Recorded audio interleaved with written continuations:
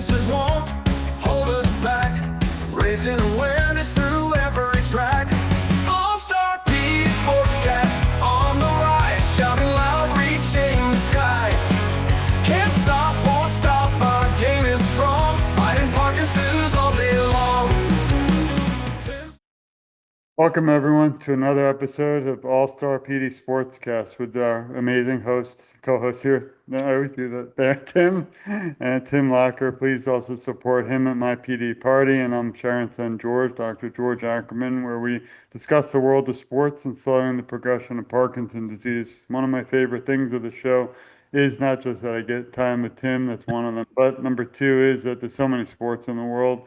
I remember there was this funny TV show, like, it would kind of search the world for different sports that we weren't even aware of. So when we feel like we might have run out, we can head to that. But today's a really special guest, someone I consider family. He hope he knows that, and a topic that we haven't covered, and one that I think should be really covered around the world, which even more than it is. So wanted to, before we welcome our amazing, incredible guest, want to throw the show again to send love and support to my co-host, Tim.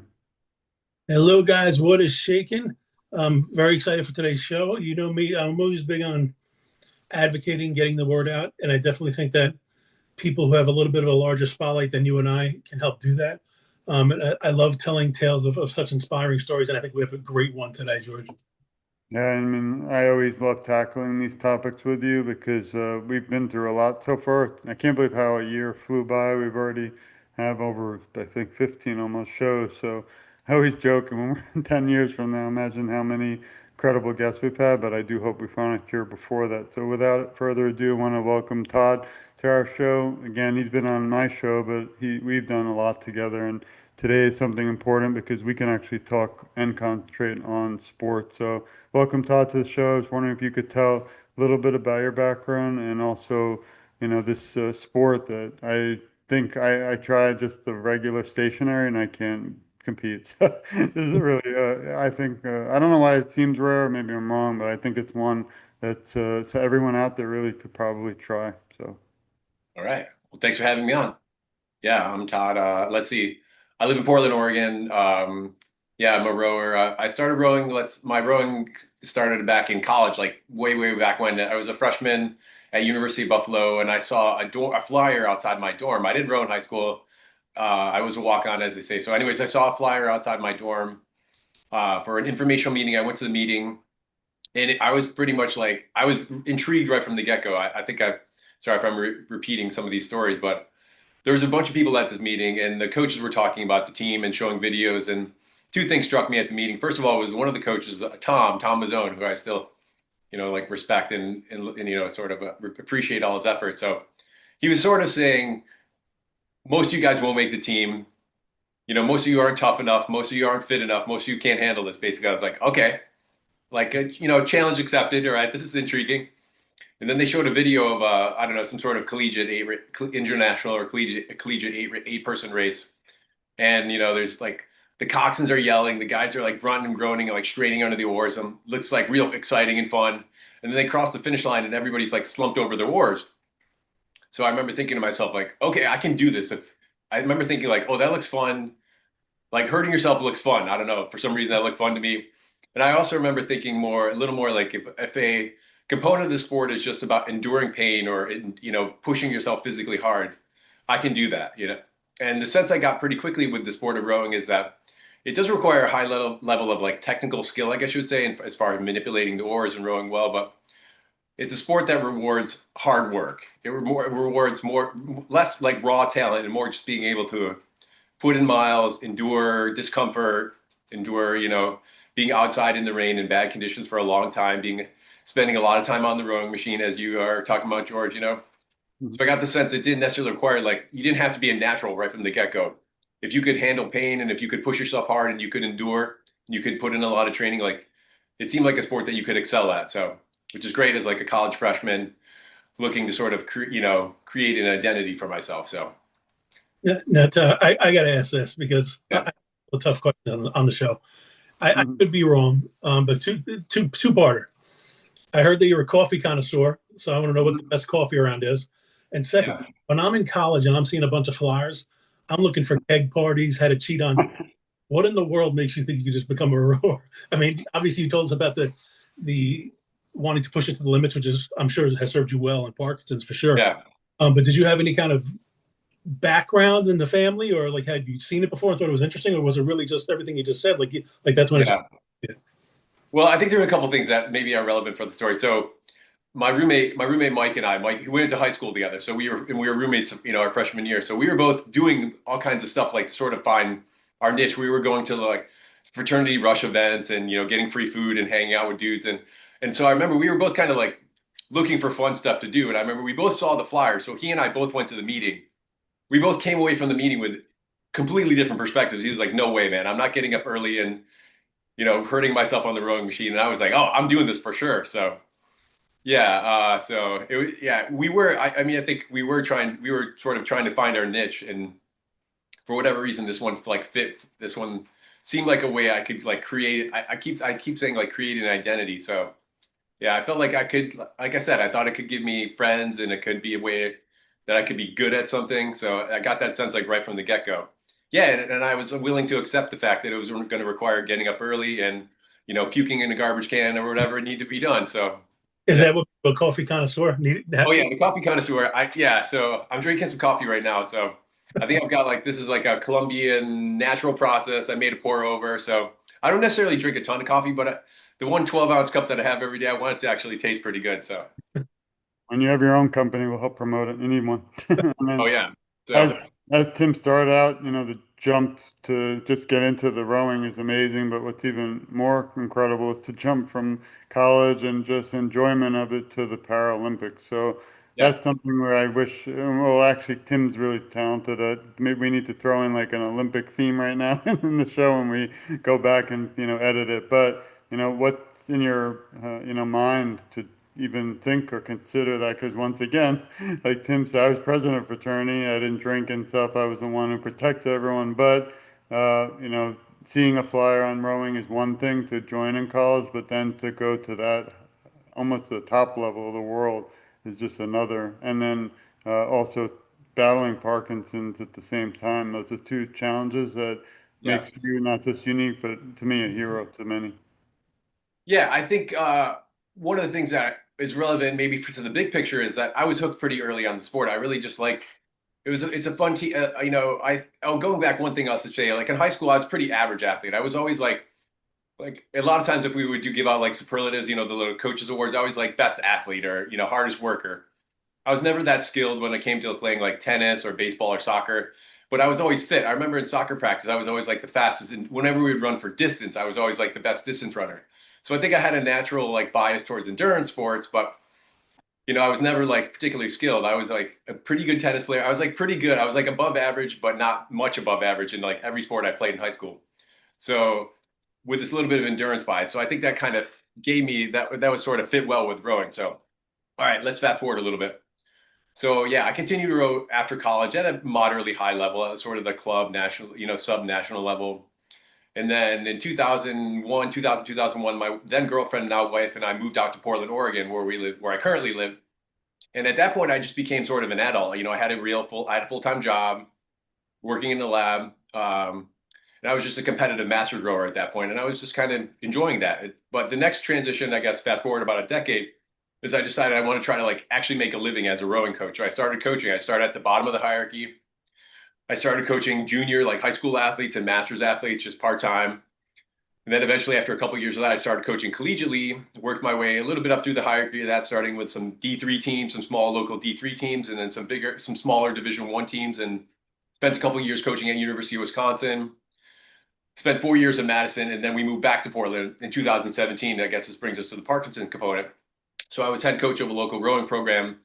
That's when I first started. And I was, so when I moved back to Portland, I think upon thinking about it a little more, I kind of, it's not my life was perfect. I was in my early 40s. I was a competitive masters rower. I had a nice boat. I had a boat. I trained with some buddies and we'd go do races. So, and I was a coach of a rowing, and I was like full-time coach of a rowing club. Like that sort of, that's all I probably ever wanted in life. I could foresee myself riding that sort of life pattern for a while. And then in the fall of 2017, actually, like preparing for a big race, like I started noticing everything started feeling weird. Like my rowing technique started just feeling wrong and off, and I was struggling to get through workouts. I just felt fatigued all the time. And at that point, I was 42. So I just figured I was getting old, or I needed to lift more, or need to do something different. So I didn't think anything of it. Then in the spring of 2018, I started developing this tremor in my left hand, which is the predominant symptom that I have. Like my left side, I have tremor in my left hand, tremor in my left side. That started happening, and that's when I figured. Even at that, I didn't think anything was wrong at the time. I was head coach of like a local rowing program, so I was working 60, 70 hours a week. So I just figured I was like a stressed out mess. So went to see a naturopath. She did a bunch of blood work, and she's like, "Yeah, everything looks good." That's when I knew something was like seriously wrong. So got diagnosed that summer of 2018. And I guess maybe this is sort of a critical point. At first, the first thing I thought upon diagnosis was a couple of things, like, what does this mean for my relationship with my wife? Is like, she gonna have to be a caretaker for me? I remember also thinking, I also thought two things. Like, I remember thinking, well, I don't think I can be a rowing coach anymore. Like, it's physically demanding. You're outside, like lugging around gas cans and boats and in the elements with the rowers. And I also remember thinking, well, there goes my like being a competitive rower. I can't see how that can continue either. So, which is kind of a bummer. That was like my whole life, basically, like right there, gone, basically. So for a couple months, I just kind of sat with that, I guess you would say. But the one thing I did going back to college rowing is that being like what I would call an obsessed rowing nerd, I guess you would say, was good in that I knew about the Paralympics. I knew that the Paralympics existed. I knew that the Paralympics had rowing in it. So I remember asking myself, like, what is the deal? Like, what, given my symptoms, can I get classified as a Paralympic athlete or designating as like an adaptive athlete, and maybe just like start racing again as like an adaptive or Paralympic athlete, like locally or regionally? So I looked up the criteria, and based off my symptoms, I figured I'd be able to classify or be designated in the PR3 category, as it's called. There's three categories for Paralympic rowing. I'm in PR3, which means I can use my leg, trunk, and arms. I can use the sliding seat and the normal rowing technology. So I was like, all right. I remember thinking to myself, okay, maybe I can race. Like, maybe I can get classified and race again. And then the other thing is I hunted on the internet. So the Concept 2 rowing machine is the rowing machine that all the competitive rowers use to sort of test themselves and do most of their training. The good thing is, like, most teams and Concept 2 has huge databases of results. So I started hunting on the internet and found all these times from the rowing machine, like what we call the 2K scores, the 2,000 meter times. That's the standard, is the Olympic distance is 2,000 meters. So I found a huge chunk of 2,000 meter times for the French guys, the French para team, the German para team, the British para team, and the Americans as well. And what I realized, like, my speed based off right where I was on the rowing machine right before diagnosis sort of put me right in the middle of the field of these guys. So suddenly, this is like December of 2018, a couple months, like 3-4 months after I got diagnosed. I remember thinking, A, I think I can classify, and B, I think I'm sort of in the mix with a lot of these guys. So I reached out to US Rowing that spring, and I had to send in a bunch of workouts on the rowing machine and some video of me rowing. But ultimately, that got me invited to what's called the selection camp in Boston that summer in 2019, would allow me to take a shot at making the national team. So I went to camp, made my way into a boat, and like made my first national team, which sort of blew my mind. So, like, I never made the national team when I was in my 20s. I think I wanted to, some big part of me wanted to, but I could never figure out how to put together working full time and training 3 times a day when I was 25. So suddenly I've like fulfilled my rowing dreams and made the national team. So, yeah. Did I ask you, Todd, not to cut you off? Pause there. Did you? Now, I think both George and I, on separate occasions, have spoken to Pat Morrissey, who does a lot of work with the Fox Foundation. Did a 41-day row in the Pacific Ocean. He talked a lot about some of the symptoms he had experienced while rowing, because a lot of people just think it's the physical aspect of it, but it's also when you take your meds and your off times and your sleep. I mean, did you experience a lot of that? What kind of symptoms did you experience during your trials and tribulations, so to speak, on the water? Yeah, I definitely, and now, especially as things have gone on, my disease has progressed over the 5 years or so. I guess it'd be 6 years I was on the national team, from 2019 to 5 years, 2019 to 24. At first, the first summer of 2019, my symptoms were pretty mild.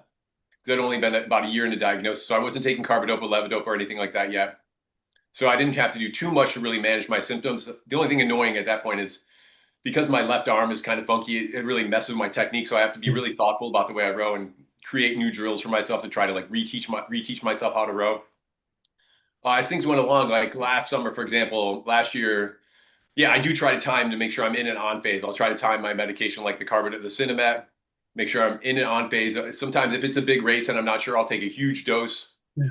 So to really ensure I'm in like a very strong on phase, and even if it comes with a little dyskinesia, which really doesn't really bother me too much when I'm rowing. So yeah, it does definitely take some management. So Now, when you got, obviously we spoke, and you're just an all around athlete for sure. At least that's what it sounds like. And you're obviously very dedicated and determined.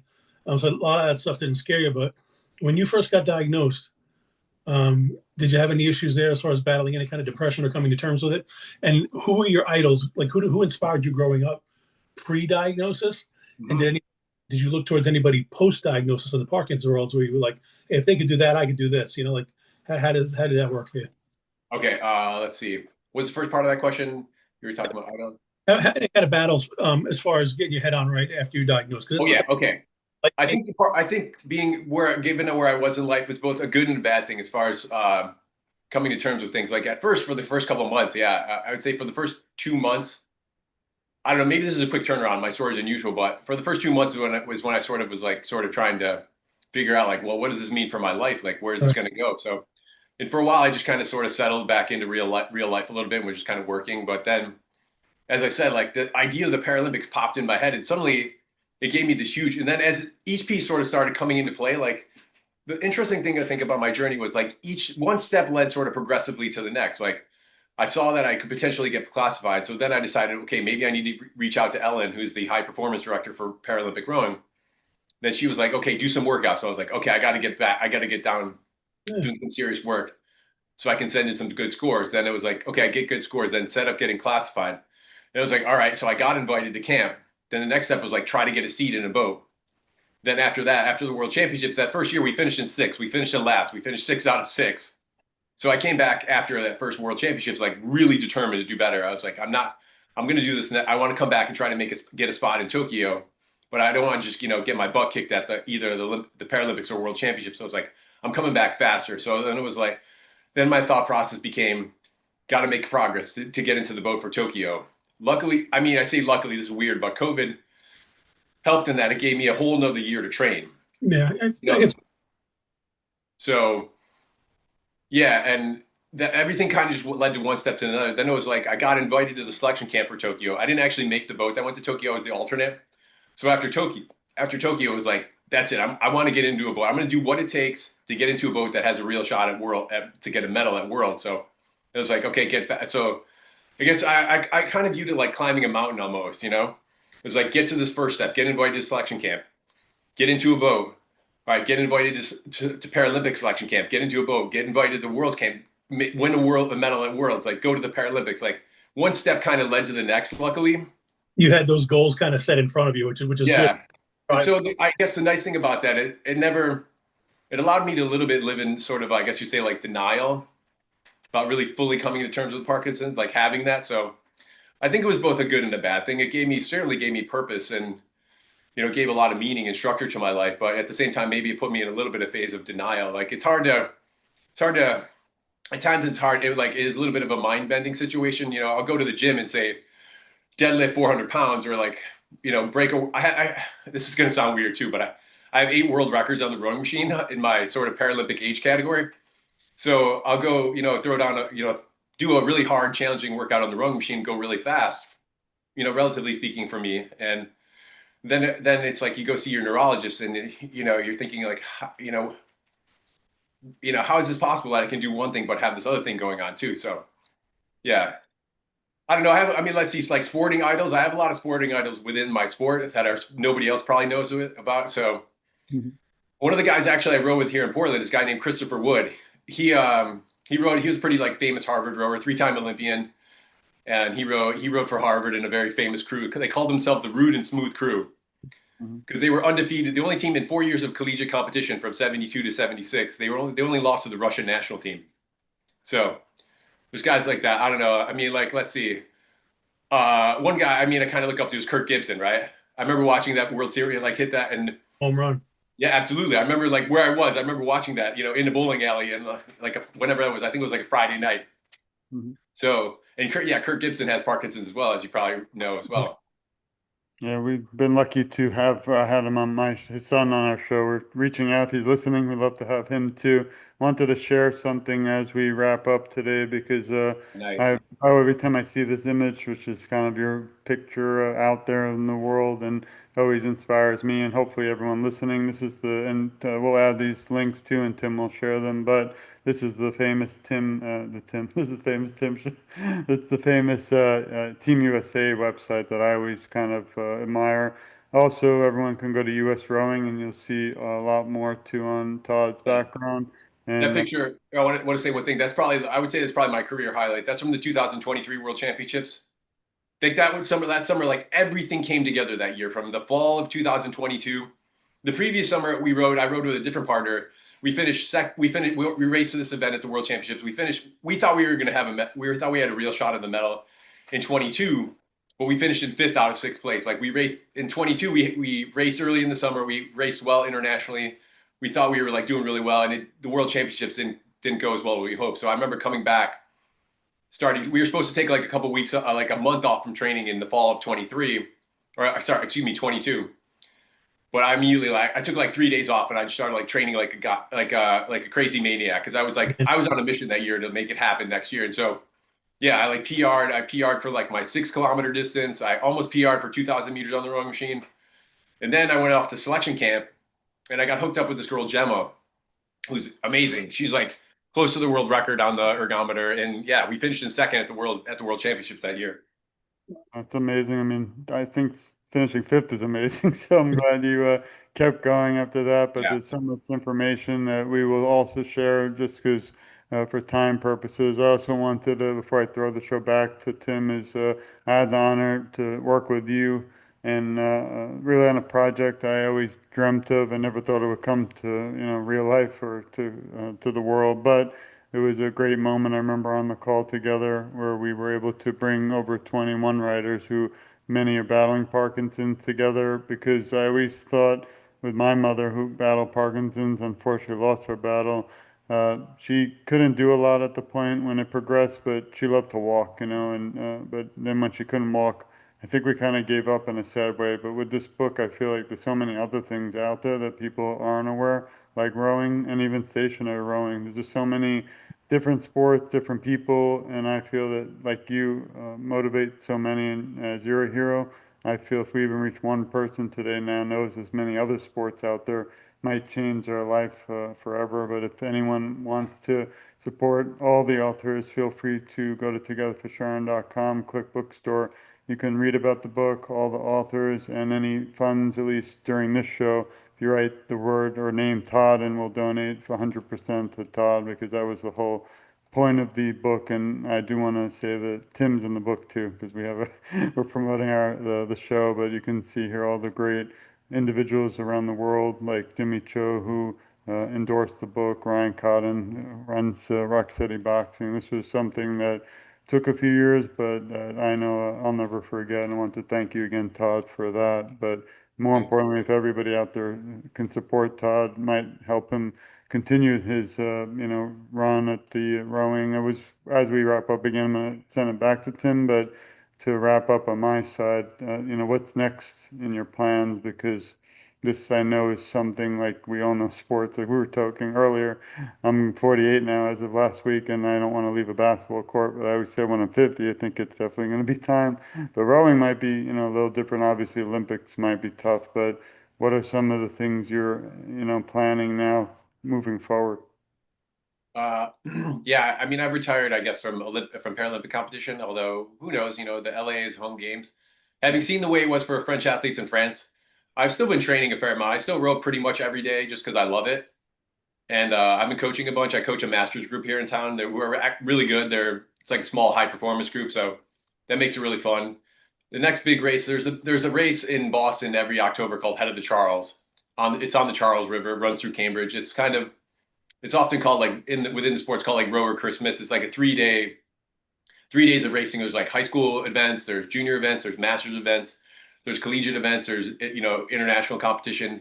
So it's kind of it's a little bit like the Boston Marathon in fact that everybody in the city comes there. There's like 20,000 spectators and they line the banks, and it's within the rowing world, like everybody in the rowing world, all your rowing buddies are there. So that's always the third weekend of October. So I've been preparing for that. So the last 2 years I've rowed with one of my local training partners, and we race in like what they call the para inclusion double. So one para athlete and one able-bodied athlete.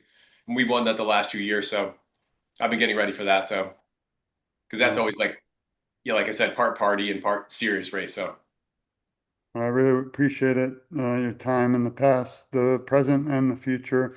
You know, you have a fan here and be following along, and I hope everyone out there too will want to send the show to Tim for our famous quote per show, and then also for his wrap up. But thanks, Todd. It's always a pleasure and honor to be working side by side to advocate towards a cure.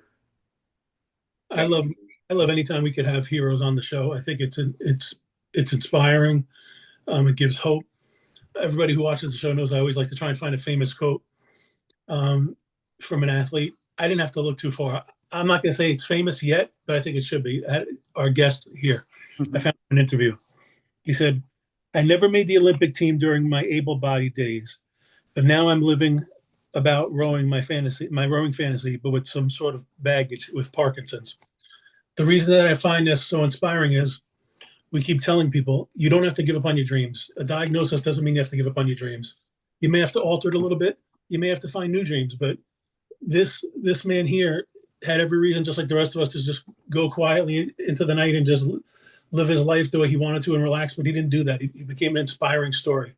It may have changed a little bit, but he didn't give up, and that's the whole story about staying physically active. You don't have to give up on your dreams. You might just have to alter them, but they're still there. And I think he's a perfect example. And I'm so blessed that we had him on the show today. thanks, Tim. That's pretty awesome. Thank you. As well for all your work too. Thank you. Thanks, Todd, and thanks, Tim. I guess now we have 3 people in our family, but also everyone listening. We always welcome you into this world. Please share the show, support all Tim does and Todd.